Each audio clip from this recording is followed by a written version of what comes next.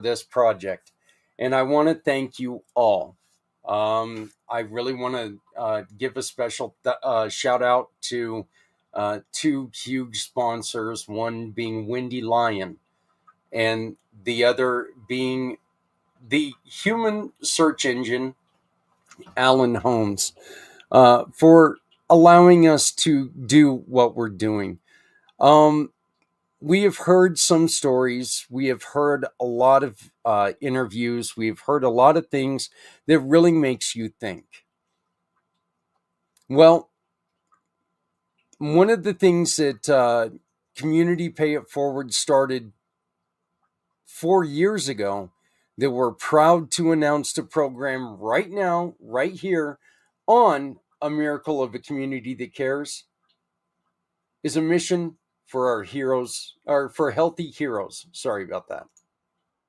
We are honored to invite you to the 4th annual Mission for Healthy Heroes on February 22nd, 2025. This day-long event is dedicated to serving those who serve us, focusing on the invisible battles our heroes face: mental health, homelessness, and reintegration challenges. Over the past 3 years, we've shared stories of resilience and hope. This year, we're amplifying our mission, spotlighting 4 incredible organizations that are making a real impact. The donations and sponsorships will go to helping these groups, providing critical resources to all of our heroes, both country and community. You can help too. Share your story, partner with us, or become a sponsor. Every contribution counts, whether it's time, funds, or spreading the word. Join us on February 22nd for a day of hope, healing, and change, because helping one hero means helping us all. For more information, visit the website or contact Zak Clayton at zak@communitypayitforward.us. Once again, that's Zak, Z-A-K, at communitypayitforward.us. Please make sure to rewind that and get the QR codes. Let's start getting ready for our 22-hour podcast talking about our heroes and the struggles they go through. Look, there are a lot of people out there who do a lot of things, and they sacrifice a lot of family time, and it's an unfortunate fact that every time they go to work, they put their lives on the line. We need to honor them for all the hard work that they do. A mission for healthy heroes is very important to me, and you all did a wonderful job really making sure that people understood last year. We are looking for volunteers, and if you would like to volunteer, we would gladly accept. We do need as much help as we can find. So give me just 1 second here. I should have, again, had this going.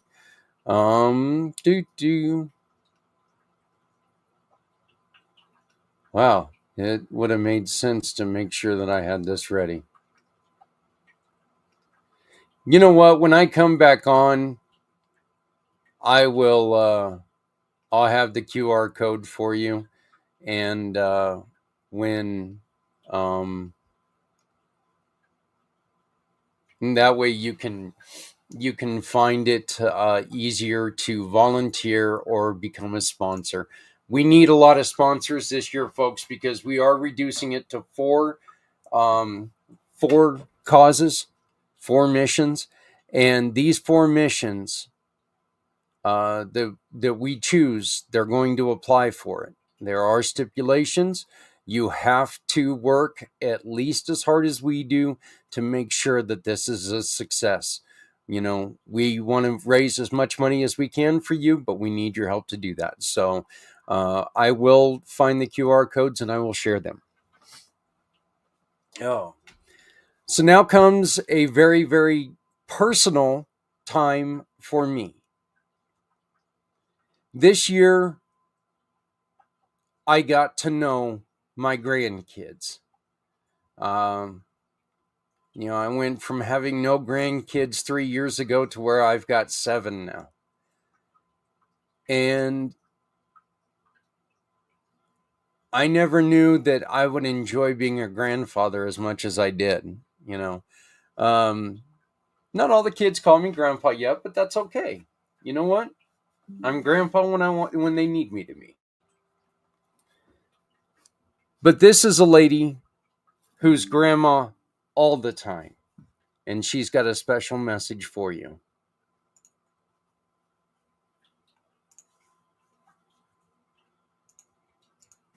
Hello, Merry Christmas to everyone. Just stopping in for a minute to say Merry Christmas to our kids, Brittany, Josh, the grandkids. Let's see if we can get them all right. There's 5. There's Drake, Aiden, Gabriel, Tommy, and Addison. Merry Christmas, guys. And then we have Kayla and Jaden. And the 2 grandkids there, Paisley and Kinsley. Merry Christmas, guys. And then our grown kids. We'll get to see 2 of them. One of them is coming in from Japan. He's on his way now. And that's free, and he's bringing maca. So this should be a fun holiday. And then Justice and Gabby. We'll get to see them too. But Merry Christmas, guys. And then Mason and Lainey. Wish you all could be here this year, but we'll make a trip. So we just want to say Merry Christmas to everyone. We're proud of all of you guys. Everybody have safe holidays. Happy New Year.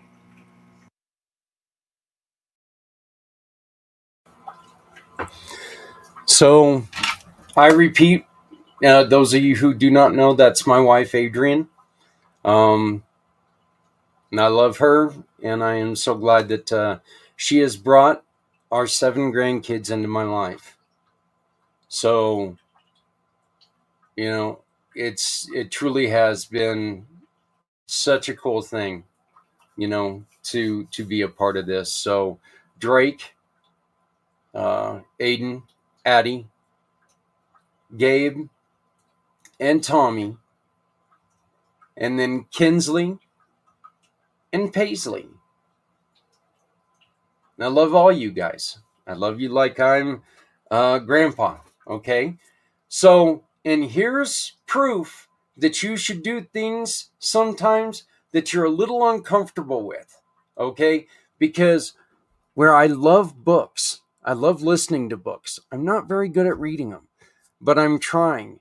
And here is me reading a very special story to all of you. And then I have a very special guest who is going to read a story that includes you. So stick around for just a second, okay? Kids, to all of our big kids, love you guys so very much, and keep up the good work. I know it's a struggle, but y'all are doing wonderful, and great things are going to happen. Baxter's Christmas Present, written by Carole Wagenlight, illustrated by Oswaldo Rosales, provided by Anita McAllister, and read by Zak Clayton. This tree will look great with our Christmas ornaments, Mary Jones said to her new husband Alex. Slow down and wait for me. My little legs are getting stuck in this deep snow, Baxter barked. Don't worry, Baxter, Alex said. We will stop and rest a while. Cinnamon, Pearly May, Baxter, it's okay to play with the ornaments, but don't break anything, Alex said. Who, me? Baxter barked. I'm a good dog. I never break anything. But I think Cinnamon and Pearly May are planning to climb the Christmas tree. Shush. Don't snitch, the cats meowed. Our tree is beautiful, Alex said. Why don't we go outside and sing Christmas carols with our neighbors? Oh boy, I want to sing in the snow too, Baxter barked. Little bat dog, you sound like a professional singer, one of the neighbors said.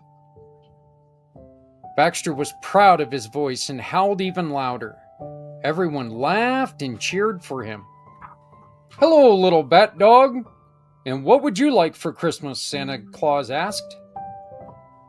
"Lots and lots of yummy chew toys," Baxter barked. "Smile and wave for the camera." "Okay, Baxter, pick out presents for Cinnamon and Pearly May," Mary Jones said. "Hooray! I get to pick out their presents all by myself," Baxter thought. "I saw a pretty blue flower I will give Mary Jones and Alex for Christmas," Pearly May meowed. "I saw a yellow ribbon they will like," Cinnamon purred. "And I have a special bone buried in the yard for them. I will dig it up tomorrow," Baxter barked. "Gee, Cinnamon and Pearly May, I don't know if I can find my special bone in all that snow. But I have to try. Mary Jones and Alex will be very sad if I don't have a Christmas present to give them." "Ouch! This snow is deep and icy. My little feet are freezing. But where's my bone? Mary Jones and Alex will think I forgot to get them a present," Baxter worried. "Come inside, Baxter," Mary Jones said. "You can find whatever you're looking for when the snow melts." Baxter felt very sad. He had wanted to surprise them with this special gift. "Thank you for the lovely flower and ribbon, Cinnamon and Pearly May," Alex said. "Baxter looks so sad today," Mary Jones said. "He isn't even playing with the bag of chew toys Santa brought him. Baxter, come outside and help me with all this trash in the pail. Maybe this nice sunny day will make you feel happy again." Baxter's Christmas Present, written by Carole Wagenlight, illustrated by Oswaldo. Baxter's Christmas Present, written by Carole Wagenlight, illustrated by Oswaldo Rosales, provided by Anita McAllister, and read by Zak Clayton. "This tree will look great with our Christmas ornaments," Mary Jones said to her new husband Alex. "Slow down and wait for me. My little legs are getting stuck in this deep snow," Baxter barked. "Don't worry, Baxter," Alex said. "We will stop and rest a while. Cinnamon, Pearly May, Baxter, it's okay to play with the ornaments, but don't break anything," Alex said. "Who, me?" Baxter barked. "I'm a good dog. I never break anything." "But I think Cinnamon and Pearly May are planning to climb the Christmas tree." "Shush. Don't snitch," the cats meowed. "Our tree is beautiful," Alex said. "Why don't we go outside and sing Christmas carols with our neighbors?"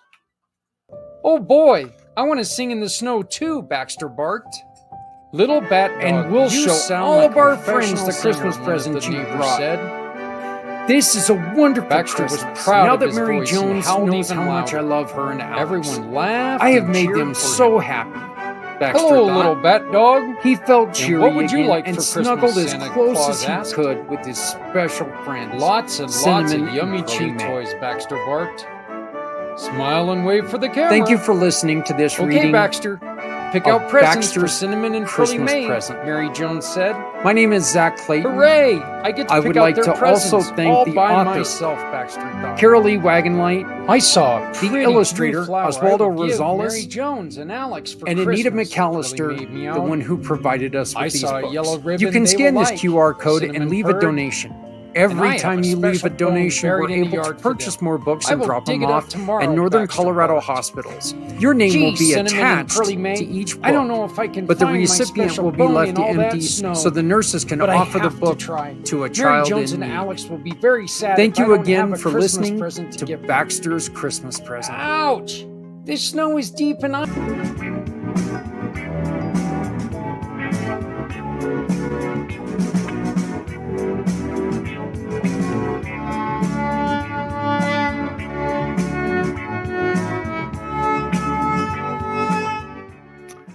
Good evening, ladies and gentlemen, boys and girls. I got a special message from Grandpa Zak. And he has some amazing grandchildren, I have been told. And here is a story dedicated to the Clayton grandchildren. The elf who learned to share.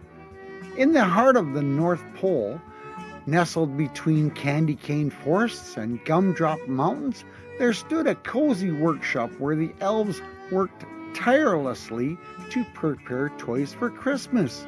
The scent of peppermint cocoa wafted through the air, and snowflakes danced outside the frosted windows. Amongst these elves was a lively, bright-eyed little one named Sparkle. Sparkle had a big heart, but also had a big problem. He didn't like to share. Now, we all know that everybody has to share to make the story work. Every elf had a special task in the workshop. Sparkle was in charge of painting the toys, and he was exceptional at it. His paintbrushes glided like magic over the wooden toys, leaving behind vibrant colors and shimmering designs.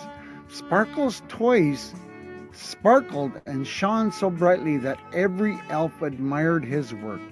But Sparkle guarded his paintbrushes and glitter like treasure, clutching them tightly as if they might vanish at any moment. He didn't realize it, but his unwillingness to share left the other elves feeling left out and frustrated. One crispy, frosty morning, Santa's deep, cheerful voice echoed through the workshop as he gathered the elves for an important announcement.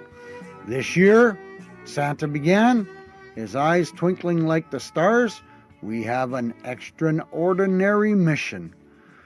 We will be creating a magical Christmas box filled with special toys for 7 wonderful children: Drake, Aiden, Addison, Gabriel, Tommy, and Kinsley, and Paisley, the grandchildren of the Clayton family. Each toy must be crafted with care, filled with Christmas magic, and represent what Christmas is all about: love, joy, and sharing.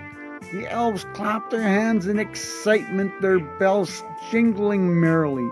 Sparkle, however, frowned and crossed his arms. Why does Christmas always have to be about sharing? He thought. Despite his reluctance, Sparkle was chosen for the team because of his exceptional painting skills.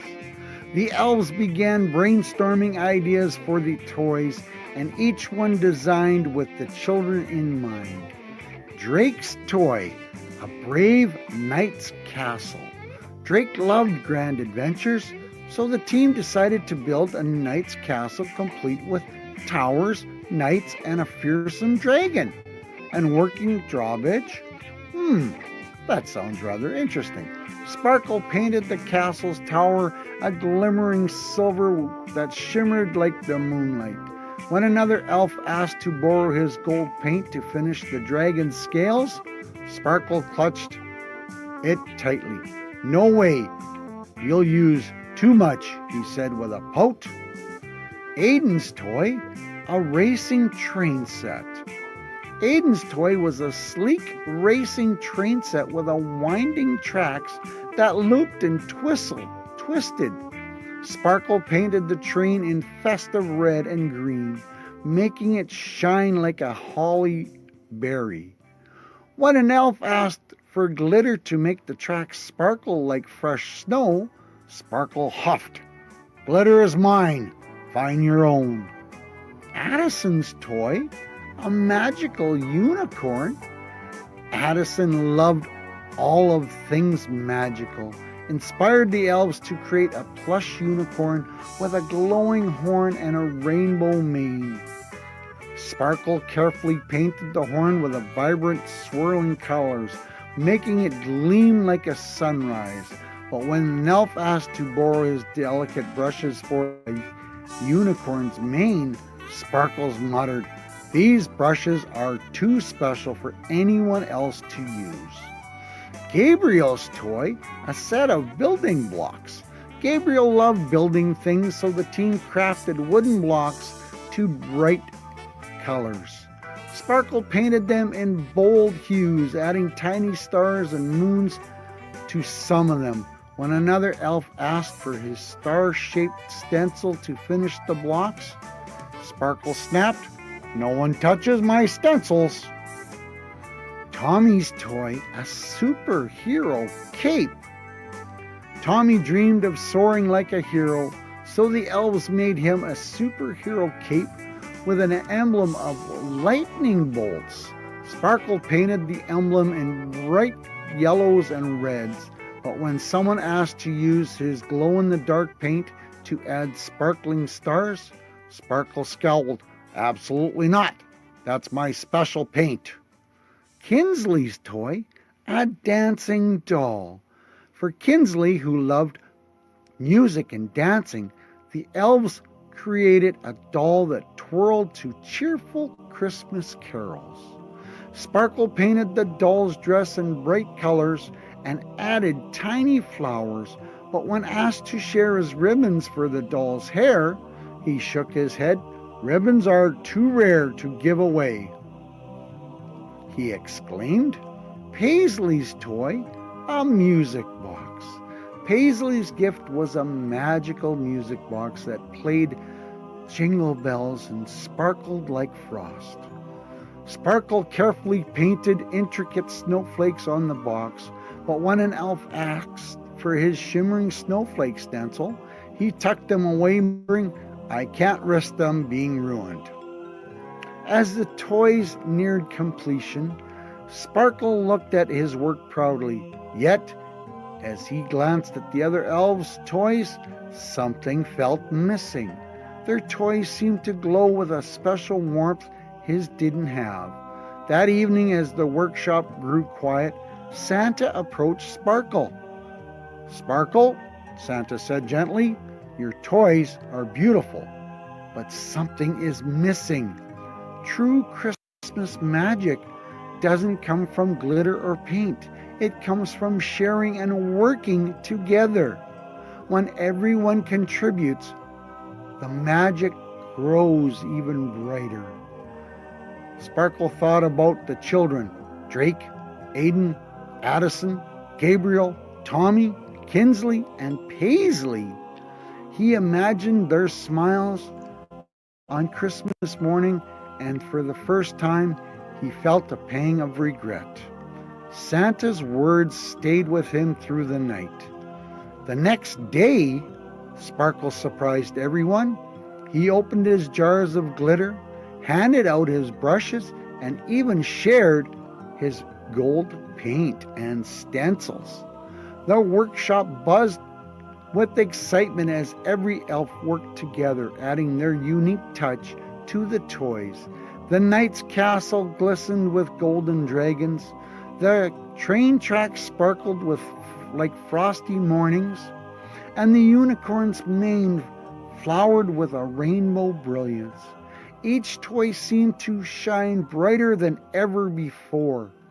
On Christmas Eve, Santa delivered the magic box to the Clayton's grandchildren. Drake marveled at his knight's castle. Aiden raced his train around the room, and Addison cuddled her glowing unicorn. Gabriel built a tall tower. Tommy soared in his superhero cape. Kinsley twirled with her doll, and Paisley hummed along to her music box. As Sparkle imagined their joy, his heart swelled with warmth. Sharing didn't take away from his talents, it made them even brighter. From that Christmas forward, Sparkle became the most generous elf in the workshop, spreading love and magic everywhere he went. And that, dear children, is the story of the elf who learned to share.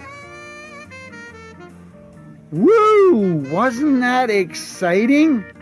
That was pretty awesome. And you children better thank Grandpa for getting a hold of Santa, because this was an amazing idea, and I hope you thoroughly enjoyed this story. Merry Christmas, everybody, and remember, Santa loves you. Ho, ho, ho!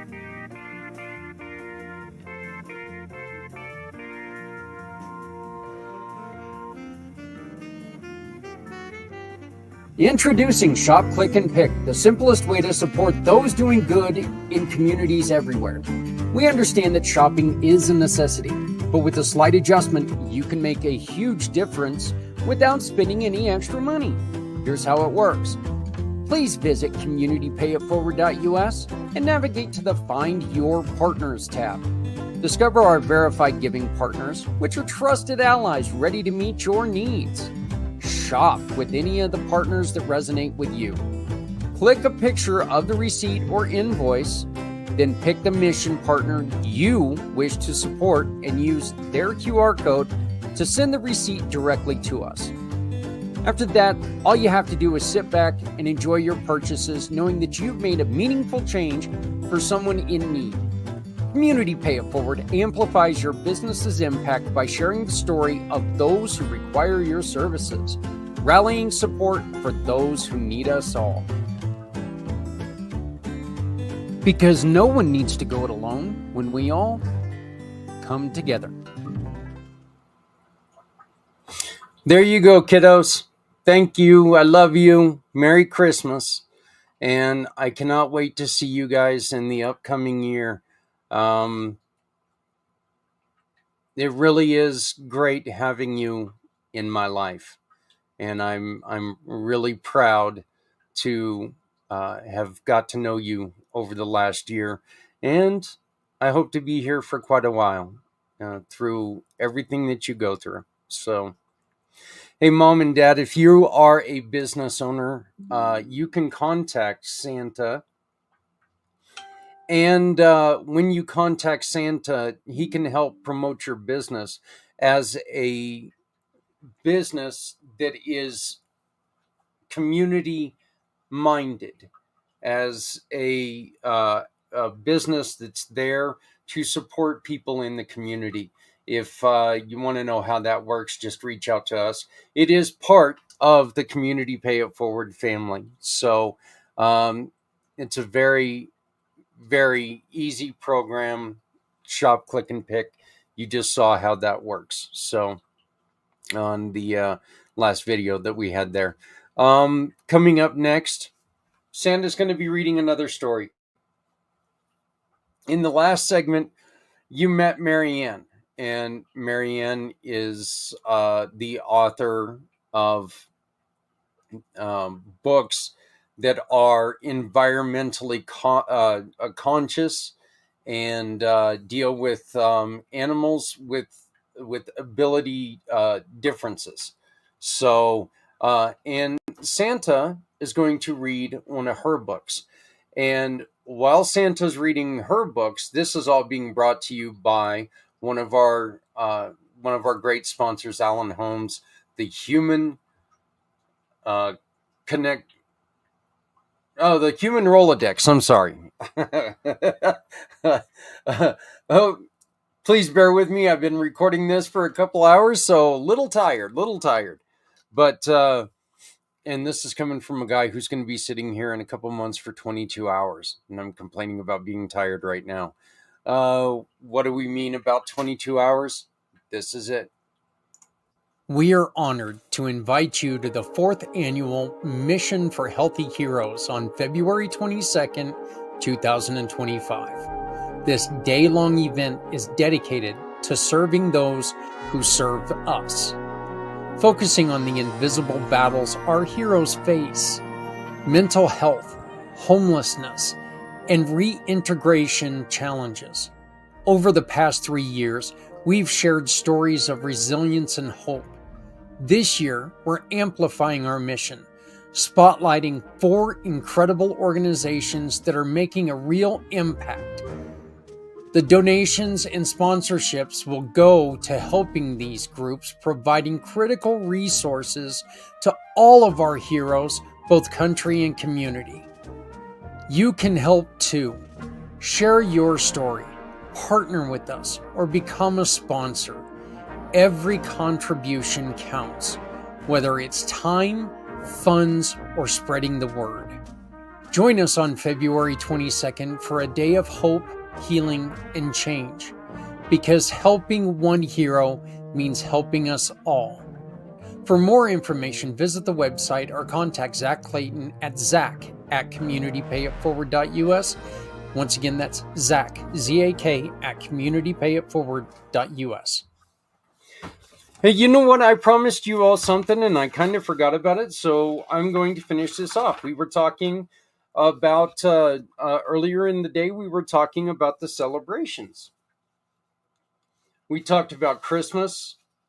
We talked about Hanukkah. We talked about Kwanzaa. We also talked about some of the lesser known ones, such as, wow, now I can't find it. Yule, Winter Solstice, Bodhi Day, St. Nicholas Day, Las Posadas, Omisoka, Festivus, Boxing Day, and Saturnalia. And I promised you a little bit of insight on the new year. Many cultures celebrate New Year's Day, including those that use the Gregorian calendar, those that use lunar calendars, and those who celebrate the New Year on other dates. Gregorian New Year is celebrated on January 1st. This is the New Year Day celebration in most of the European countries and worldwide. It originated from Christianity and is marked by making resolutions. So this is very simply, this is what we pretty much celebrate now. The Lunar New Year is celebrated on the first new moon of the lunar calendar. This new year is most associated with the Chinese New Year in the West, and has influenced similar celebrations in other cultures, such as the Tiet of Vietnam, the Skolol of Korea, and Shogatsu of Japan.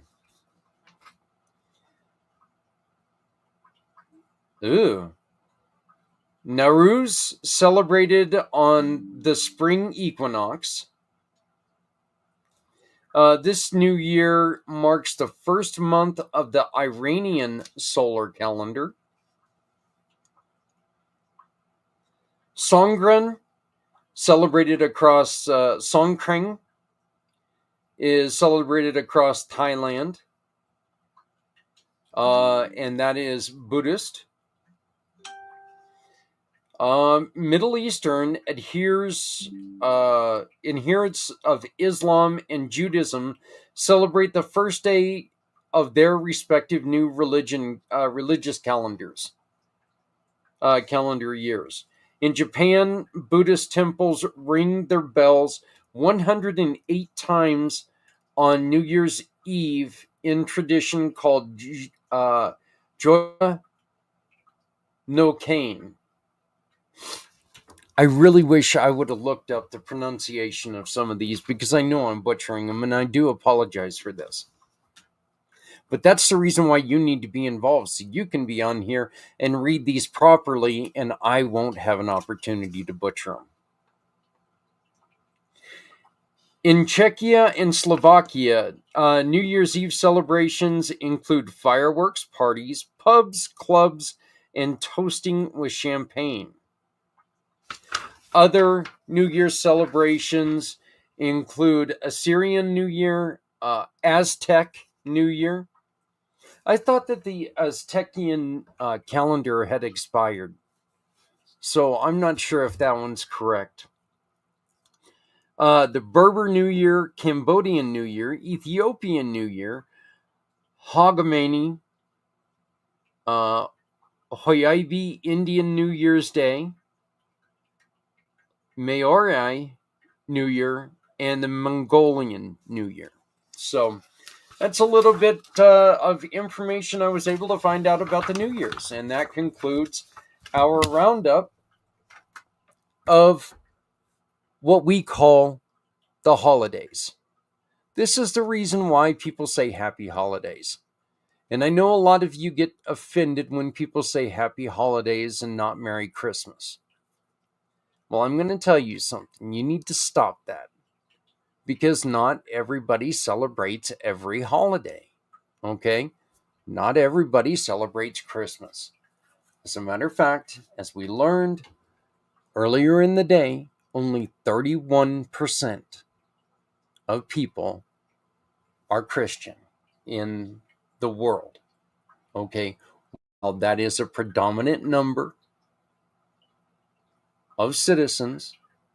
It's not close, not even close to half of the people in the world. If you yourself want to say Merry Christmas, good. I say Merry Christmas to people. I do. I say Merry Christmas to people. If I see that they're wearing a cross around their neck, I have no problem saying Merry Christmas.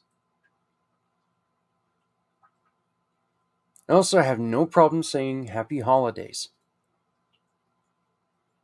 Because whether you're Jewish, whether you celebrate Kwanzaa,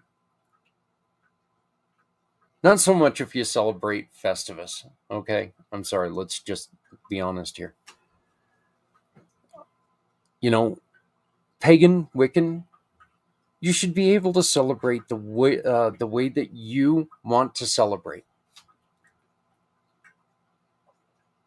Honestly, that's just the fact, okay? So to you, if you are Christian, Merry Christmas. If you are of the Jewish faith, Happy Hanukkah. If you celebrate, Happy Kwanzaa. I'm not even sure if that's proper, if it's Happy Kwanzaa. But it sounds better than Merry Kwanzaa. So, if you are Buddhist,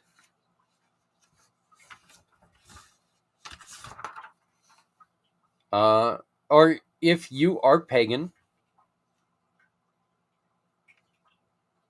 Happy Yule, Merry Yule.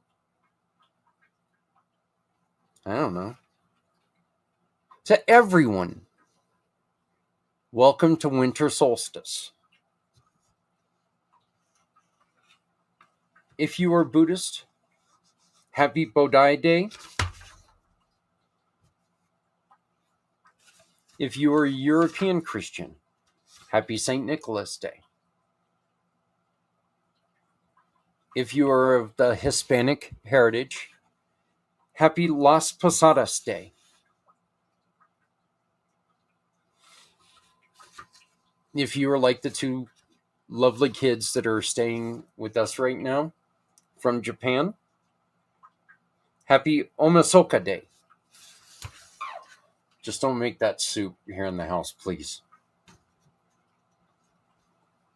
To all of you Wackadoo Seinfeld fans out there, Happy Festivus. Merry Festivus. Happy Boxing Day, in which, like I said, Boxing Day was one that was very, very interesting, I thought. And to all you Roman pagans out there, Happy Saturnalius. And to everyone out there, Happy New Year. So, I hope we have you covered. If we miss something, right down below, please get a hold of us. We tried to cover the gamut. But if we miss something, it was not out of disrespect. It's because we need help being educated. Please join us next year and talk about your religious or your cultural beliefs. And you can do that by having a meeting with me. You want to have a meeting with me? Use this QR code right here. Nope. Use this QR code right here. This is my business card, my For-Mine card. Please just scan that and you have my schedule. You have the website. You have everything about it. So I don't know if you've seen it. I don't know if you caught it. But in the new video, and if you go to the website, you will see the Community Pay It Forward is going through a change.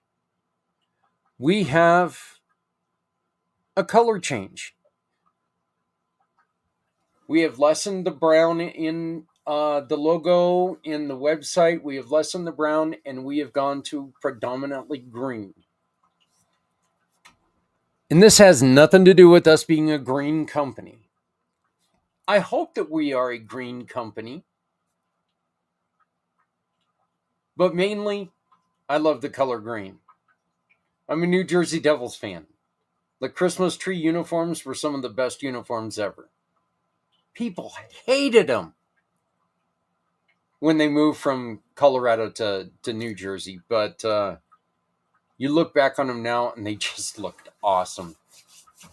I still love the fact that they were called the Christmas tree uniforms. So, but we are going through a change, and we are introducing a few new logos. I want to thank our brand new partner, Carole, who has done the work to introduce these brand new logos. So, I mean, it is they are just I'm seeing if I can find them.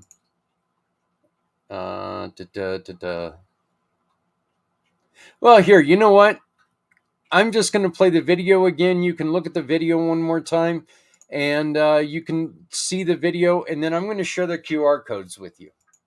We are honored to invite you to the 4th annual Mission for Healthy Heroes on February 22nd, 2025. This day-long event is dedicated to serving those who serve us, focusing on the invisible battles our heroes face: mental health, homelessness, and reintegration challenges.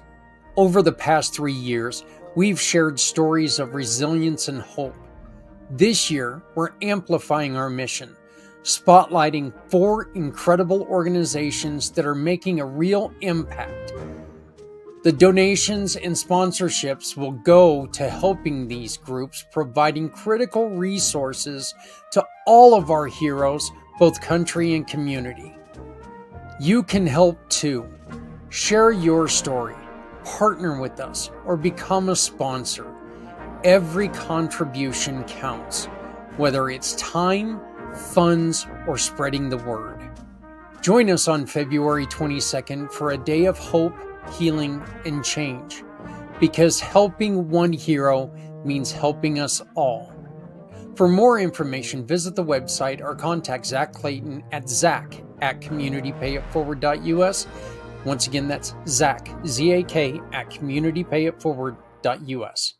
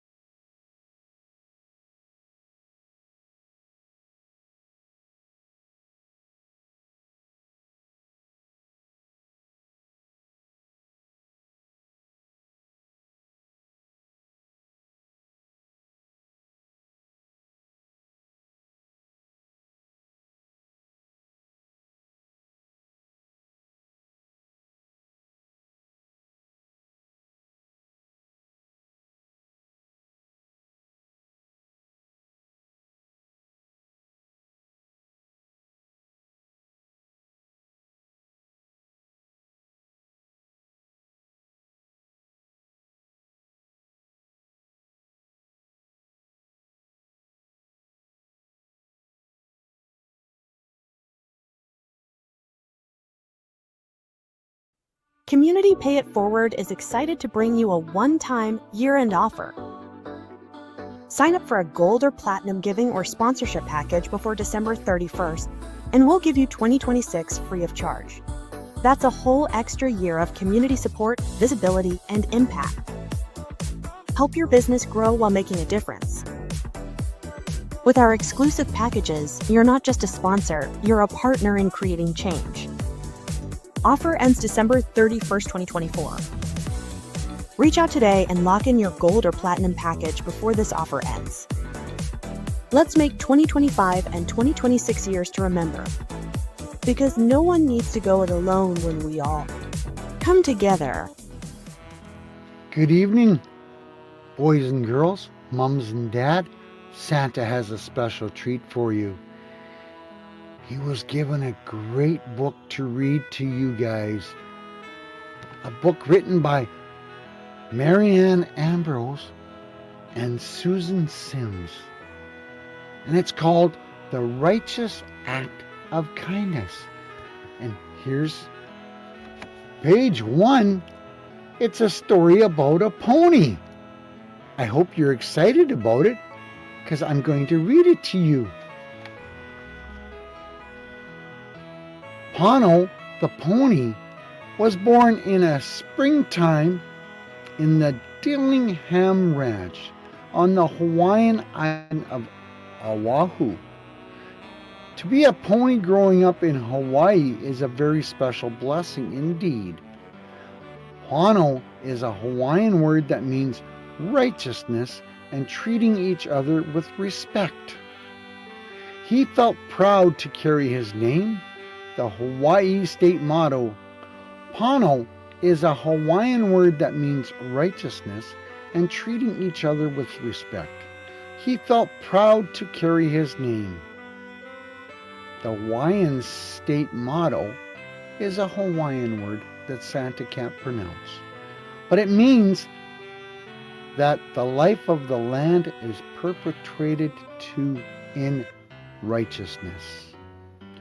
Pono's mother, Leka, and his father, Lano, were part of a very prestigious team that participated in the sport of polo. Polo is a game played with competing teams riding on horseback, using mallets with long, flexible handles to drive a wooden ball through goalposts. Each Sunday, Leka and Lano played polo with some of the finest athletes on the island in the field of Mokalia along the North Shore. During these matches, Pono and his sister Solo would watch the games and dream of the day they too could participate.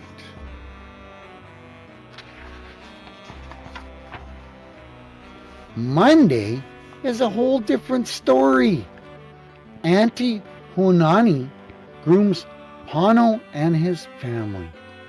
On Mondays, a kind Hawaiian woman named Auntie Hunani would arrive with her 2 children, Leilani and Kai, and her son Kioki, to groom the horses. The routine always began with lining up Lano, Leko, Hano, and Solo in a row and securing them to a post. Then, using a hoof pick, all the rocks, dirt, and debris caught in their hooves were carefully removed. Isn't that interesting? It's like you getting something stuck in your toenail. You have to pull it out, because otherwise it hurts. Next, the groomers would use a coarse curry comb to loosen up any dirt and mud caught in their coats. This would be followed up by a softer dandy brush to remove the dirt and hair brought out by their curry comb. Because they were polo players, Lano and Leka had their manes clipped and their tails plated and taped.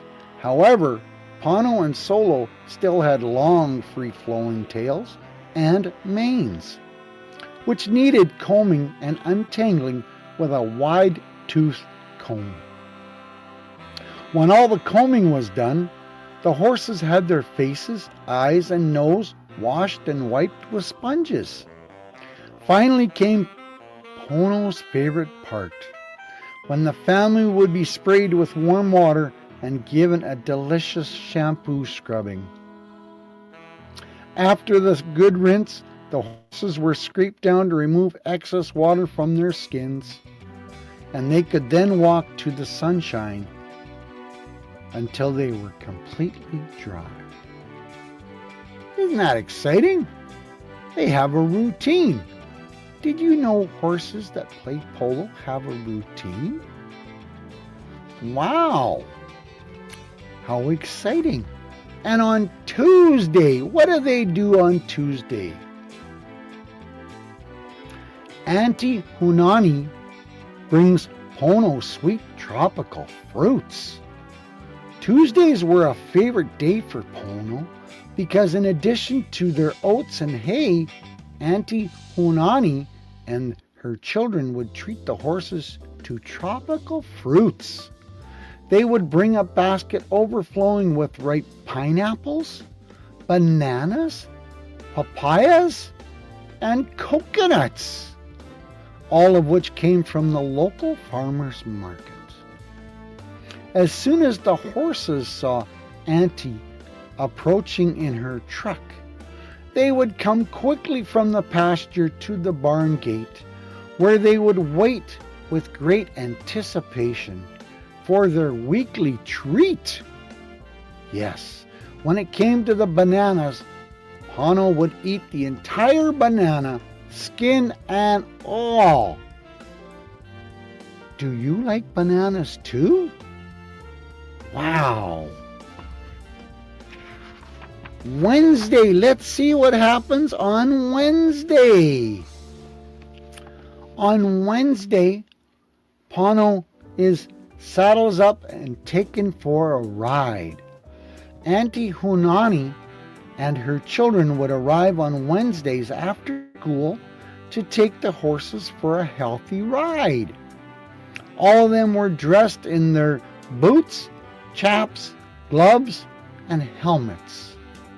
The children would gather Lano, Leica, Pono, and Solo from the pasture while Auntie went to the tack room to round up the necessary riding gear. You have to be careful when you're riding horses. The tack room was filled with every kind of halter and lead, bits and bridles, blankets and saddles. Once saddled up, the horses were taken to a large corral where they were exercised and trained in many forms of movement, including the trot, the canter, and the gallop. Pono and Solo were also taught to jump. Because Kyoki had a hearing disability, Pono was chosen to be service to him. Kyoki used sign language to communicate with Polo and taught him many words and commands. Polo's favorite was the shaka hand gesture, in which the thumb and baby finger were extended with the other fingers folded into the palm. Shaking one hand in this way meant hang loose or relax. Shaking both hands was the sign for let's play. When they were all finished, Auntie and her children would remove the gear from the horses and let them cool down. Then they would walk them back to the pasture, release them and say, "So go out and play." Isn't that interesting? They get treated to special trainings and then they're sent back to the pasture to have some fun. On Thursday, what happens on Thursday? Kids, are you following this? Isn't this exciting? On Thursday, Pono recites the colors of the Hawaiian Islands. As he grew up, Pono learned that his family had the honor of participating in many of Hawaii's festive parades and pageants. The elegant women who ride horses in these parades are known as Paiu riders, and the term Paiu means skirt in the Hawaiian language. And it refers to the long flowing skirts that the women riders wear. Colorful flowers, leis, and flower hair pieces also adorn the riders and their horses. Pono was taught that each of the 8 Hawaiian islands is represented by a unique color that matches the hue of the island's official flower or lei making material. Every Thursday, Pono would recite the colors of the islands and their corresponding lei making materials. Oahu is yellow for the Ilima flower. Maui is pink for the Lokalani rose. Keanu is purple for the flowers of the Mokahana tree. The Big Island of Hawaii is red for the Oris blossom. Moluccas is green for the Paukakui or candlenut tree. Leilani is orange for the flower of the native vine Kanionu. Kehoni Laui is gray for the leaves of the Haihani plant. Nahio is white for the small, rare shells found on the beaches. Sorry I don't have the Hawaiian tongue, but I'm learning. Let's see what Friday brings. This is exciting. I hope you're enjoying this because I am learning some stuff about Hawaii. I hope you are too. On Friday, Pono celebrates with music and merriment. Every Friday after work, Auntie Hunani would bring their children and relatives to visit Pono and his family. They would celebrate Pauhani, the end of the work week, on the wide green lawn beside the barn. There was always a great deal of food, enough to create for everyone a feast known as a luau. After dinner, the family would entertain each other with a song and dance. Everyone's talents were enjoyed. There were guitar and ukulele players, percussionists playing gourd drums, and spectacular hula dancers. The merriment always continued late into the night. Pono enjoyed stomping his feet to the music, and he was occasionally given roasted carrots and apples as a special treat. One particular Friday evening, the family gathered early to make colorful leis and floral arrangements, and in all the preparation for a big parade that would take place the next day.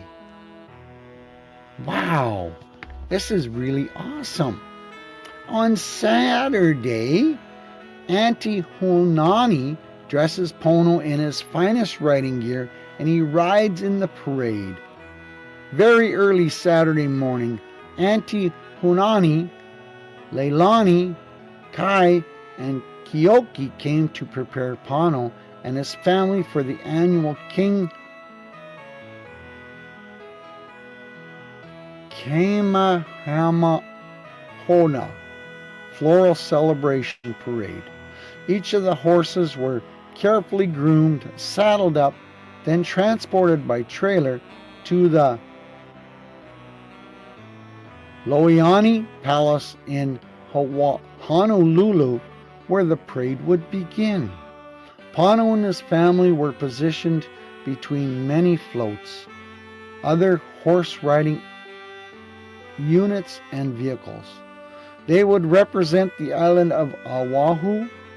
As they lined up for the percussion, each one was adorned with massive yellow leis and garlands, all made of iliama flowers. Auntie Hunani and her children were dressed in elegant yellow and orange silk and black velvet. As they rode through the streets, they waved and shared their aloha with the crowd. The parade viewers clapped and cheered from the sidewalks. On King Street, they passed the famous statue of King Kalamihaunumuhu, then proceeded further onto Waikiki.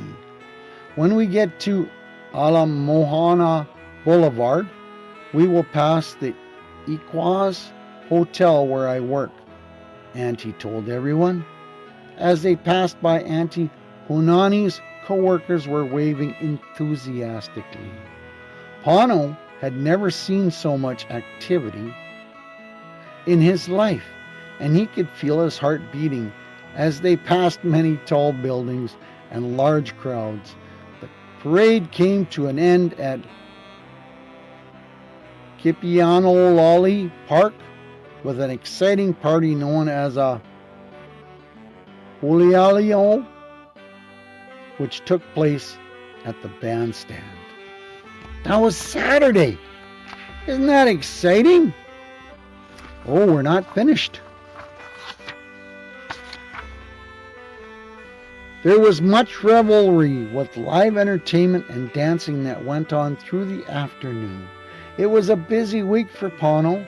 By the end of the day, when Pono and his family returned to their stables at the Dillingham Ranch, he was more than ready to hit the hay, and tomorrow there would be another exciting polo match to watch. Wow! I know I don't pronounce some of the Hawaiian words the best that I can, but I try, ladies and gentlemen, and that's what Santa does, and that's what you need to do. You need to try your best every day, and when you make a mistake, you learn. So, go out and play. It's a blessing. Listen to this. And I wish you joy, love, laughter, and abundance, happiness and peace, and every morning's Sundance. Want you to know that I'm here to love you and to support your spirit on its way.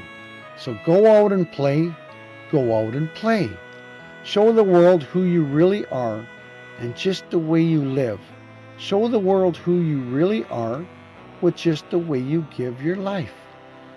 And I wish you joy, love, laughter, and abundance, happiness, and peace. And every morning Sundance, want you to know that I'm here to love you and to support your spirit on its way. So go out and play. Go out and play. Lucy Lynch. Isn't that exciting, folks? I hope you enjoyed that. That was a story from the book called Righteous Acts of Kindness. And it was written by Marianne Ambrose and Susan Sims. Thank you for listening. I hope you had an awesome day today. And Merry Christmas. Ho, ho, ho, good evening, ladies and gentlemen, and welcome to Story Time by Santa. Sit back, relax, and enjoy these wonderful stories that Santa is going to read to you, your family members, and your children. I hope you have a wonderful time. And if you like, don't forget to subscribe to my channel. Santa loves you. Ho, ho, ho. Enjoy.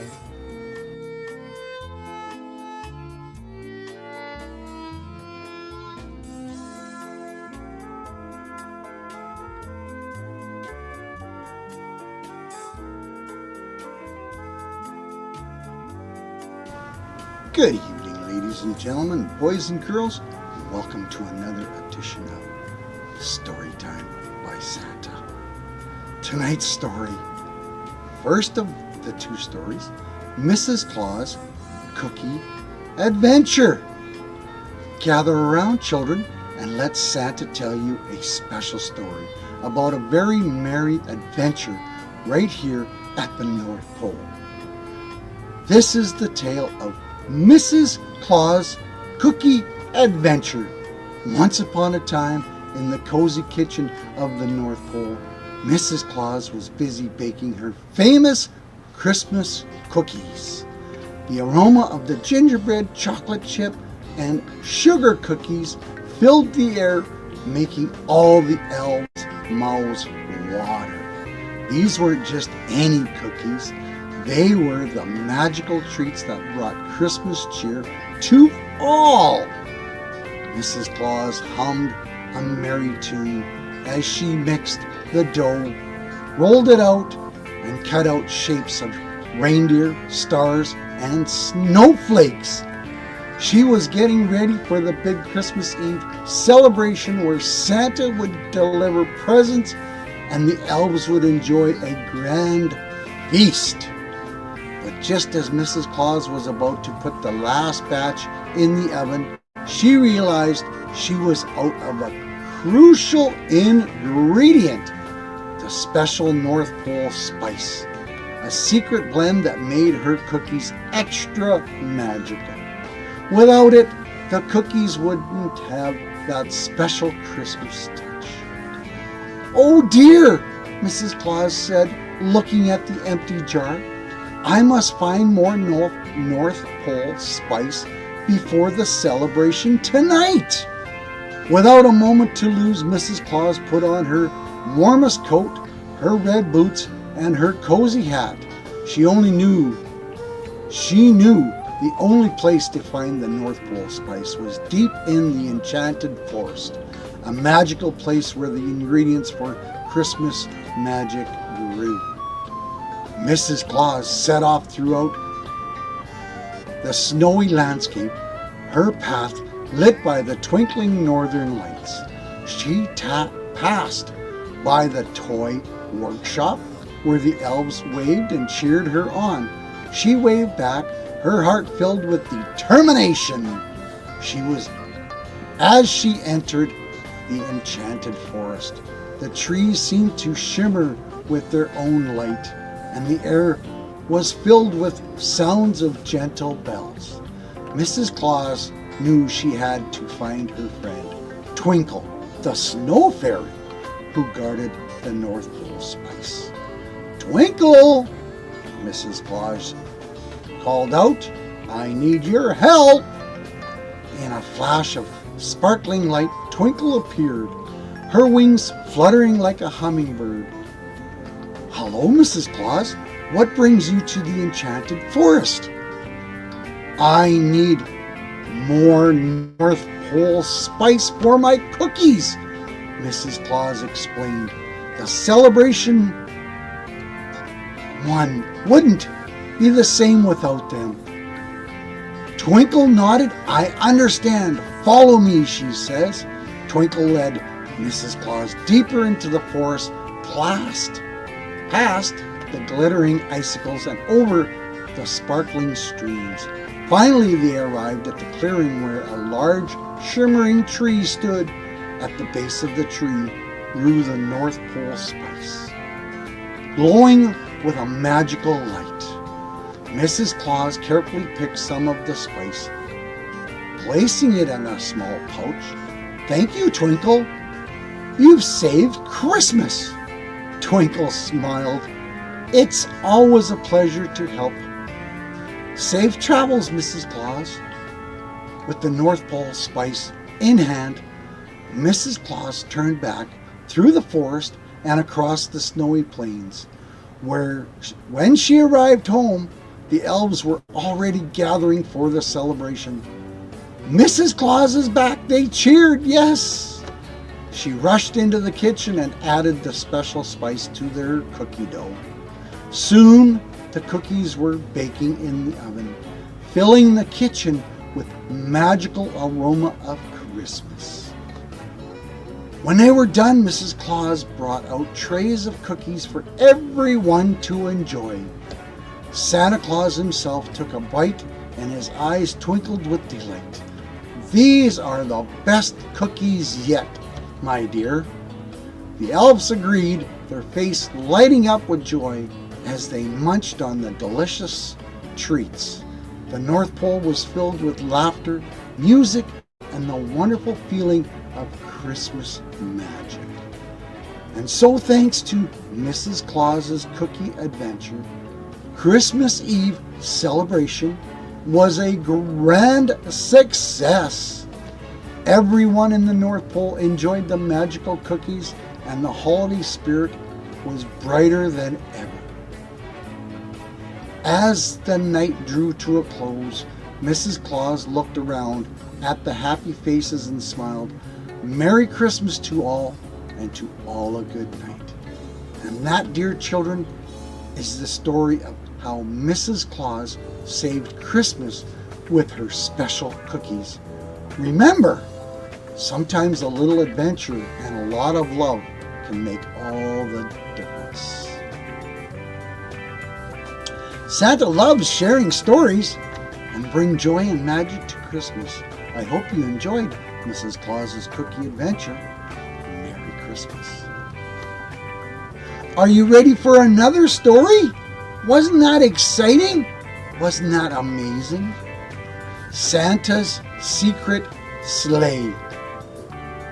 Ho, ho, ho, ho! Gather around, little ones, and let Santa tell you a magical story about a very special sleigh. This is the tale of Santa's Secret Sleigh. Once upon a time, in the bustling North Pole, the elves were hard at work preparing for Christmas.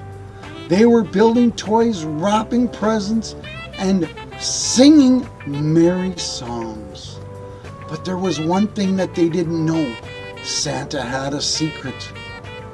Deep in the heart of Santa's workshop, hidden behind a large red curtain, was a very special sleigh. This wasn't just any sleigh. It was Santa's secret sleigh. Unlike his regular sleigh, which you all know so well, this sleigh had extraordinary powers. It could fly faster than the speed of light, become invisible, and even travel through time. Santa had built this sleigh many years ago with the help of the wisest and most skilled elves.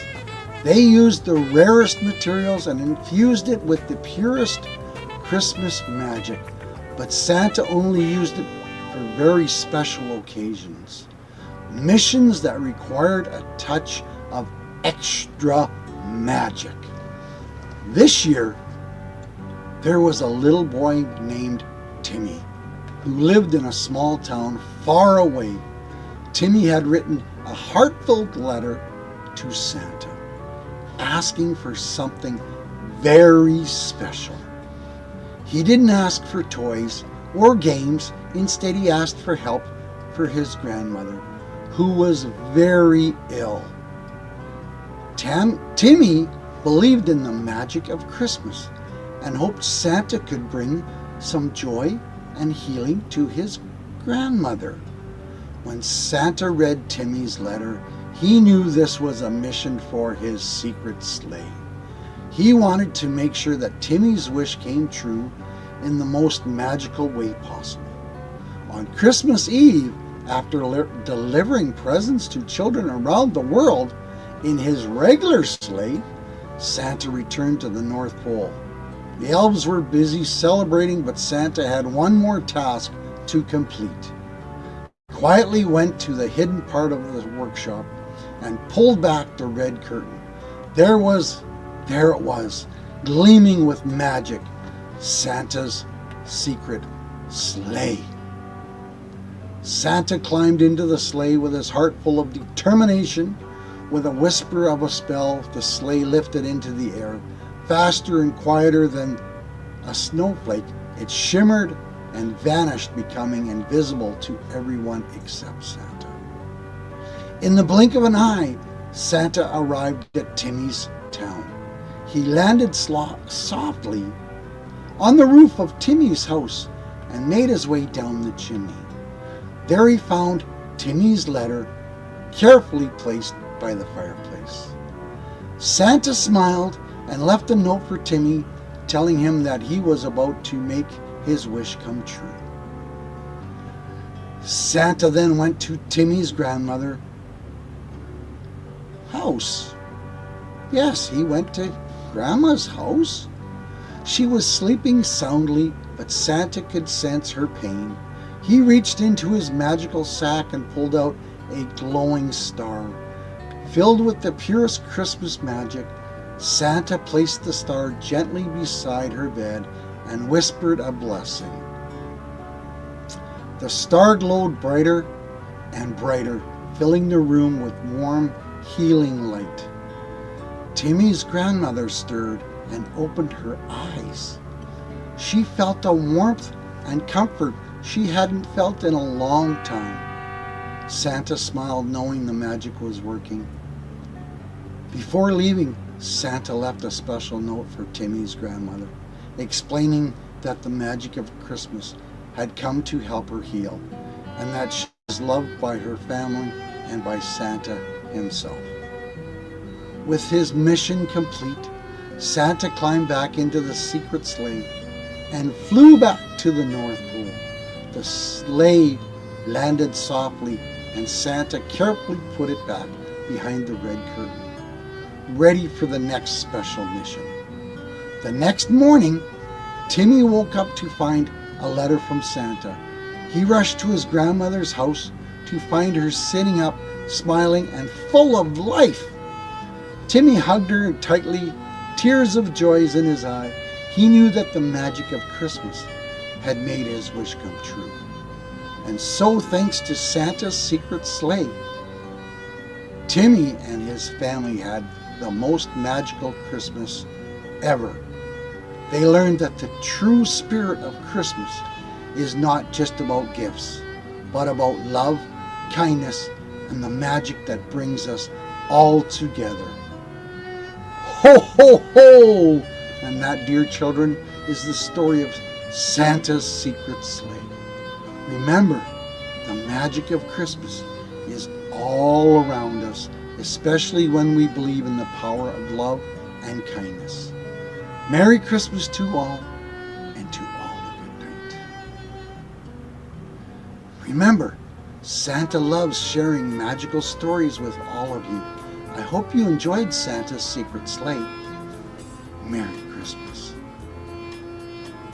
Thank you for spending some time with me. I hope it was amazing for you as it was me. Santa loves you. Ho, ho, ho, ho!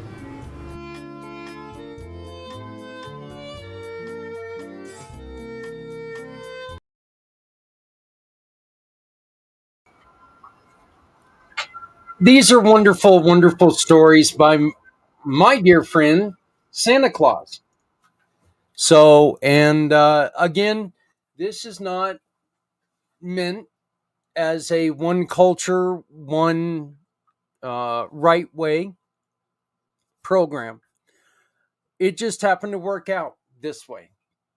So next year, let's make sure that if you have other uplifting and positive stories from your culture, make sure that you join us, please. We want to get you in here. We want to tell your stories. Our friend,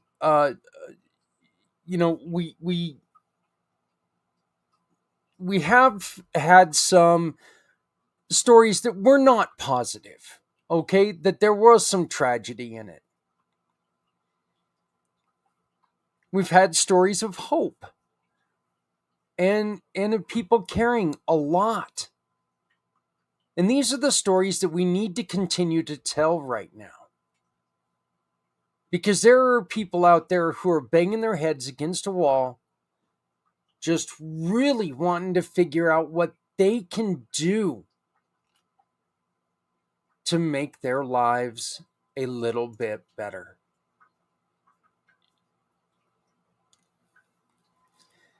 I need you to continue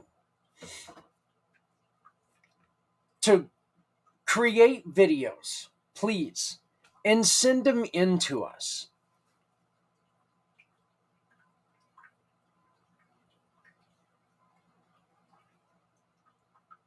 We will continue to add these videos to the website.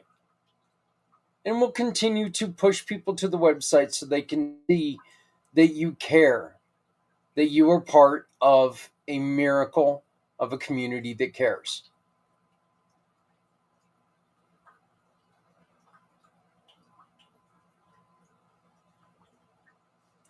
One of the things that I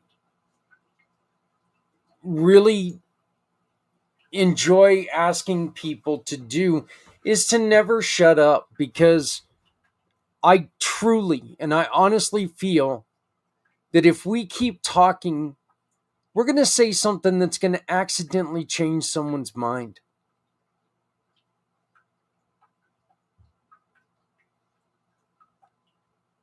Make sure people hear you. Make sure people hear your story.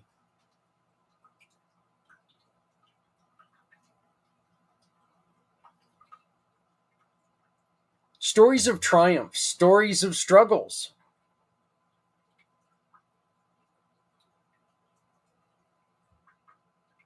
There are people who are out there looking for your inspiration, and they may not even know that you are their inspiration.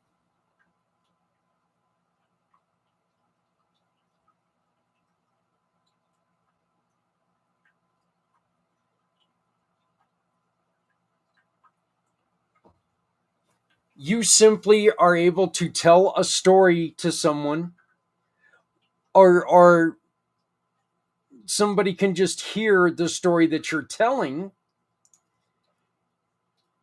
And what happens is they find the inspiration of what you are saying to them. They get the message.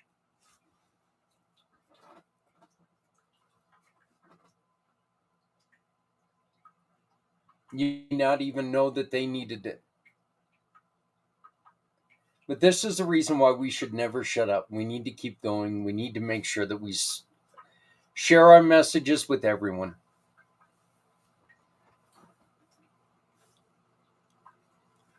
So how about I do this? I give you permission. This is my Christmas holiday gift to you. I invite you to never shut up. Always keep being positive. Always tell the stories of triumph. Always tell the stories of the struggles.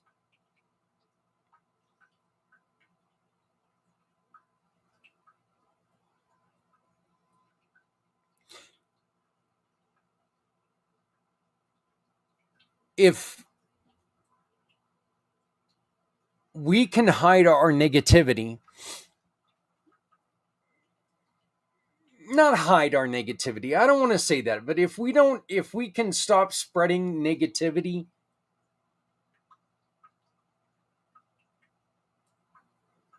the only result will be positive. So let's start working together and pushing positivity.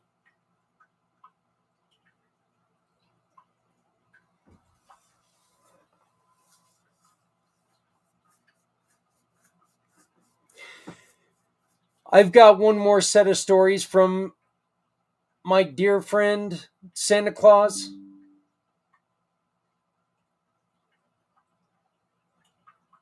And then we're going to come back and we're going to wrap this up. We're going to come back and we're going to wrap up the 2024 miracle of a community that cares. I've got a long thank you list of people that I want to make sure we're able to reach out to people, including you, because you have made this very special this year. Our first year has been fantastic, and it's been a lot of fun. It's truly been a lot of fun. It's been uplifting. Well, we just need to keep going. The only way that we can fail is if we stop trying. So let's keep this going. Let's get your messages. Use transferfile.net. Transferfile.net. I'm sorry. Filetransfer.net. Filetransfer.net. Send us your stories so we can put your story out there, because damn it, people need your stories. Let's share the stories. Let's share how much we care. And let's make a difference. Here's a couple more stories from my friend Santa Claus.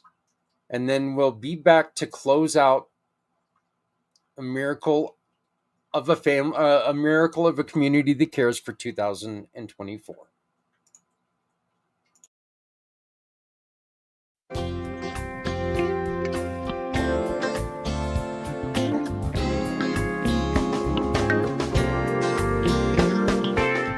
Ho, ho, ho, good evening, ladies and gentlemen, and welcome to Story Time by Santa. Sit back, relax, and enjoy these wonderful stories that Santa is going to read to you, your family members, and your children. I hope you have a wonderful time. And if you like, don't forget to subscribe to my channel. Santa loves you. Ho, ho, ho. Enjoy.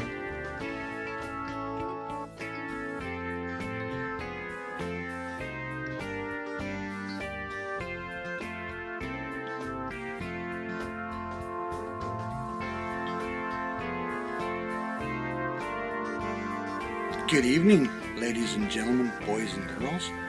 Welcome to another edition of Santa Stories.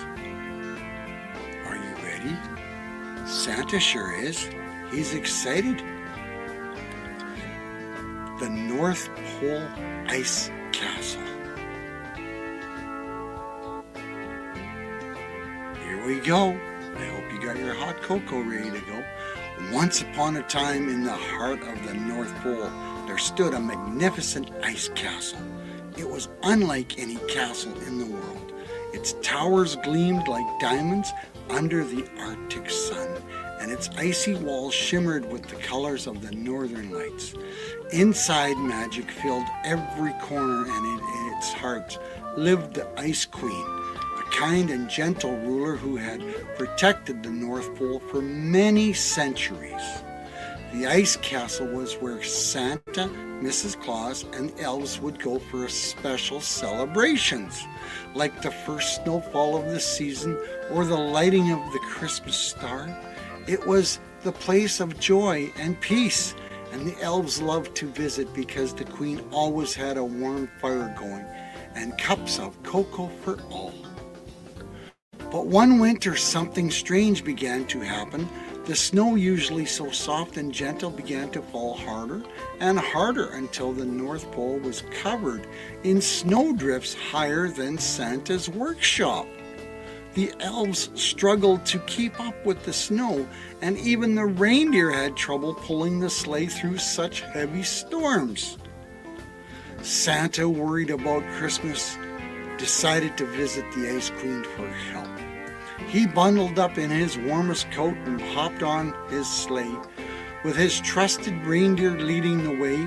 As they approached the ice castle, they noticed that the air grew colder, much colder than usual, and the once warm glow of the castle was dim.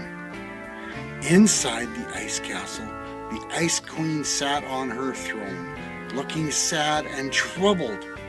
Santa approached her gently and asked, "My dear friend, what is troubling you? The North Pole seems colder than ever, and Christmas is just around the corner." The Ice Queen sighed deeply. "Santa, I have lost something very important. Deep inside my heart, I carry the warmth that keeps the North Pole in balance. But lately I have felt the weight of worry and fear, and my heart has grown cold. Without warmth in my heart, the magic of the North Pole is fading. The storms will only grow worse. Santa thought for a moment and said, "You have always taken care of the North Pole, but now it's our turn to help you. Sometimes even the strongest among us need to ask for help. What can we do to help you find that warmth again?" The Ice Queen smiled weakly and said, "I don't know, Santa. I feel so alone in my worries, and I have forgotten what brings me joy." Santa nodded and had an idea. "Let me tell you something. The warmth you're missing isn't gone forever. It's hidden inside the hearts of those who care about you. Your friends, the elves, and all the children around the world who believe in the magic of Christmas. Let us remind you of that joy." With that, Santa called all the elves and the reindeer to the ice castle. They gathered around and began to sing Christmas carols, filling the grand hall with the most beautiful sounds of laughter and cheer. Even the reindeer jingled their bells in time with the music. The sound of their voices, full of hope and love, began to melt the cold air around the Ice Queen. As the music filled the castle, the Ice Queen felt something stir inside her. It was the warmth of the friendship, kindness, and love. Tears of joy filled their eyes, and she smiled brightly for the first time in weeks. The castle began to glow again, and outside the storms began to calm. "You see," Santa said gently, "sometimes we can't fix everything by ourselves. But when we lean on our friends and the people who care about us, we find strength and warmth we didn't know we had." The Ice Queen stood up, her heart now glowing with warmth and light. "Thank you, Santa. You've reminded me of the most important lesson of all. We are never truly alone, especially when we let others in to help." With the Ice Queen's heart restored, the magic of the North Pole returned. The snow softened, the skies cleared, and Christmas could go on as planned. Santa and the elves worked tirelessly to prepare for the big day, but now they knew they had the Ice Queen's magic to help them. On Christmas Eve, as Santa flew across the world delivering gifts, the ice castle glowed brighter than ever, a beacon of light and warmth in the cold Arctic night. And deep inside, the Ice Queen kept the lesson of that day close to her heart. When we share our burdens with those who care, we find the warmth we need, no matter how cold the world may seem. And from that day forward, the North Pole Ice Castle was known not only for its beauty, but for the love and the kindness that it represented. Every Christmas, children would imagine it glowing in the night, filled with joy, laughter, and the spirit of togetherness. Wow! Wasn't that awesome? Are you ready for the second one? Santa's Christmas Countdown. Here we go. I hope your cocoa is going down smooth. It was a snowy December evening at the North Pole, just 10 days before Christmas, and the excitement was buzzing through Santa's workshop. The elves were working extra hard to finish the toys, and the reindeer were getting ready for their big flight. But this year something was a little different. Santa had decided to start a new tradition, a special countdown to Christmas. And everybody was eager to see what surprises he had planned. Santa had a new idea? and everybody was excited. Each day leading up to Christmas, Santa would reveal a new challenge or task for the elves, reindeer, and even Mrs. Claus. He called it Santa's Christmas Countdown, and the goal was to spread as much joy and kindness as possible during those 10 days. On the first day of the countdown, Santa gathered everybody in the workshop and said, "Today's task is simple. Make something extra special. But there's a twist. You won't know who it's for until later. I'll surprise you who gets each gift." The elves giggled and rushed to their stations, crafting toys and treats with more care and creativity than ever. Some made teddy bears with colorful scarves, others built toy trains that chugged along the tracks, and one group even made a magical snow globe that played Christmas carols. They didn't know who would receive these gifts, but they worked with all their hearts, knowing that each toy would bring joy to someone special. As the first day of the countdown ended, Santa made his way around the workshop, picking up each of the finished gifts. Then with a wink he said, "Now it's time for the surprise." Every elf will receive a gift made by another elf, because even those who spend all year giving deserve something special too. The elves gasped with joy as they exchanged gifts, and the workshop was filled with laughter and excitement. Even Mrs. Claus received a beautiful hand-stitched blanket from the elves, which made her smile from ear to ear. The countdown continued, and each day brought a new task that taught them an important lesson. On the second day, Santa asked everybody to think about how they could help someone in need. The elves quickly realized that while they were busy making toys, some of their friends, like the snowman and the animals outside, could use some help staying warm in the cold. So they bundled up and went outside to knit scarves for the snowman and built cozy shelters for the woodland creatures. The reindeer helped too, using their strong hooves to clear paths through the deep snow.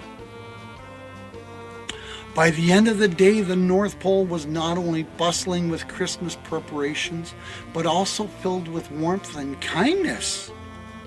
On the 5th day of the countdown, Santa introduced the Gratitude Hour. For 1 whole hour, everybody in the North Pole had to take a break from their work and think about all the things they were grateful for. The elves sat together, sharing stories of their favorite moments throughout the year. They realized that the magic of Christmas wasn't just about making toys or delivering presents. It was about the love and happiness that they felt when they worked together and supported each other. As the days passed, Santa's Christmas countdown became more and more meaningful.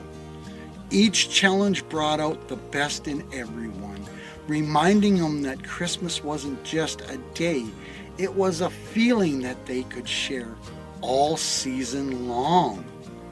Finally, it was Christmas Eve, the last day of the countdown. The workshop was nearly ready, the sleigh was packed with presents, and the elves and the reindeer gathered for Santa's final task.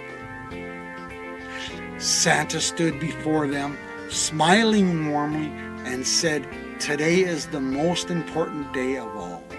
Today's task is to remember the true spirit of Christmas. It's not about the gifts or the decorations, but about the kindness we show one another.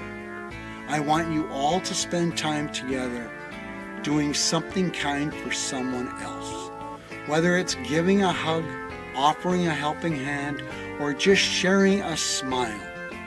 The elves and the reindeer nodded eagerly, and they set off to spread Christmas cheer. in every corner of the North Pole.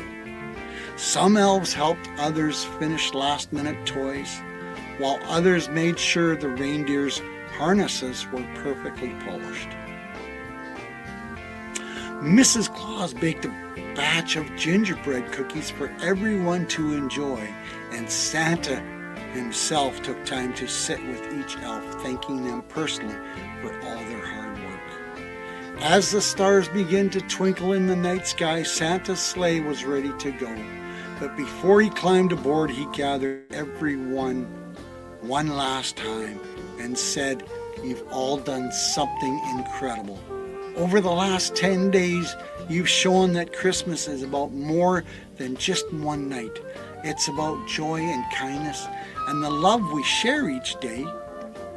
I'm so proud of each and every one of you." The elves cheered, the reindeers stamped their hooves, and with a great whoosh, Santa's sleigh took off into the night sky.